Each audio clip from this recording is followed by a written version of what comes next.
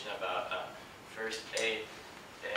I was a volunteer in my country at the Red Cross like for 3 years, and I think this is like basic information that almost everybody should know about. And like a week and a half ago, I was in a Christian culture class, and we had to make this paper about the hardest thing we ever been through. And well, this guy was talking about that like 2 years ago. He experienced the death of his friend because his friend had an epileptic seizure. I don't know if everybody knows what's that. I'm gonna proceed anyways to explain later.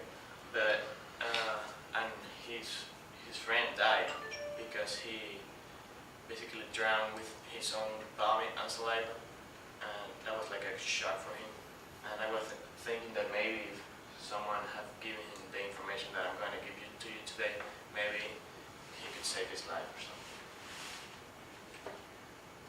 Okay, these are like the basic objectives that we're going to talk about, like what first aid search for. We search for preserve life, prevent further harm, and promote recovery. Because when you apply first aid, you are like one of the first person that reaches the person that actually is in trouble.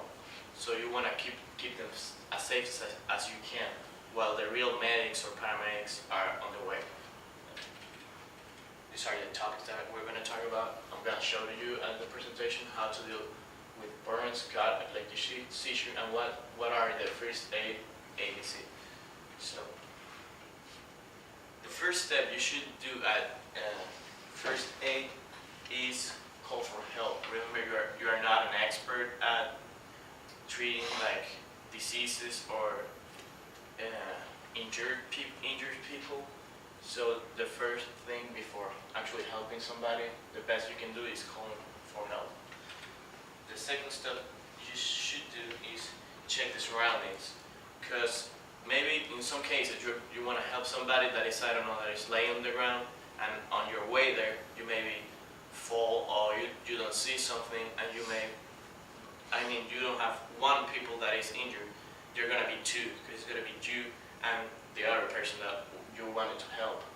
So you should check the surroundings and actually proceed to help the person that needs the help. So how to deal with burns. There are three kinds of burns. There is first, second, and third-degree burns. I got some picture about the difference between each one. Basically, like first-degree burn, you don't need too much. Cool water. It shouldn't hurt that much. Second-degree burn is actually the first two layers of the skin, and you should receive some treatment or cold water. And third degree is like the hardest degree. Here, for second and third degree, you should basically cool the area, not with cold water. Instead, you should use cool water that is like temperature room, a little more colder for it. Cover the area with a gauze, the bandage that is that. I don't know if everybody knows it, that wild bandage is. And in case you need it, take a pain relief. If it's necessary, you consider it necessary. And how to deal with cuts. There are, in some cases you may be cut and it's not really a big deal, but in other cases you may start losing a lot of blood. So it's good to first of all stop the bleeding with anything you can, then clear the wound so it won't get infected. Because in some cases people just stop the bleeding and then they proceed to bandage, but that will just get the cut infected or something. Then you should get an antibiotic and cover the wound, and eventually change the dressings if you see they're dirty or something. And if the cut is too deep, you will need to get stitched for it once. Okay, epileptic seizure. I got a video for this.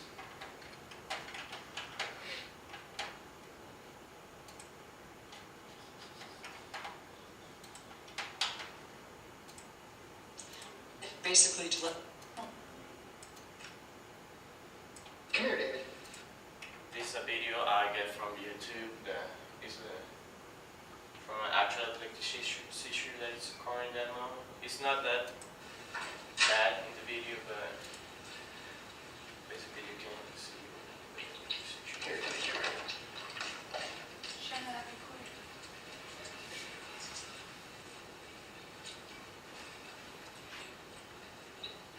Explain what's happening, Rosa. Okay, this is her having a grand mal. For some reason, she's had 2 in 1 day, which is really unusual. And she's going into convulsions right now. Okay, and this is what usually happens. See, she's blue. See her face, because she's not really breathing. I gotta let her finish this off. There she goes. This has lasted about 30 seconds or so. Okay, so as you can see in the video, the epileptic seizure is like the person can't control the body. They're actually not like thinking too much. They start moving by themselves.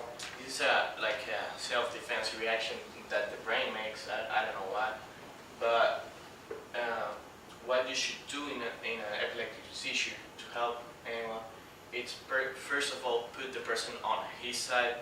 So, because as I told you at the beginning of the speech, the person may drown with their own saliva or their vomit. So you should put them on a side so the liquids keep flowing off the body and not into it.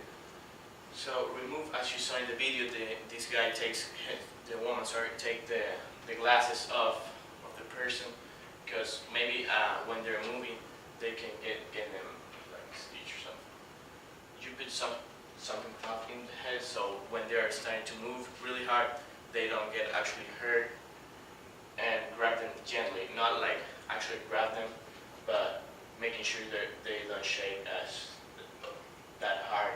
I also want to tell you a story that I have a friend that she suffers from this. Actually, most people that suffer from this, they know it and they take medications for not getting these epileptic seizures. But she had to take like pills before she go to parties and stuff, because the lights, start stopping light, I think, lights that flash like that. That light's causing them to do that epileptic seizure, and she had to take these pills before going to a party or something, so she's not having that attacks.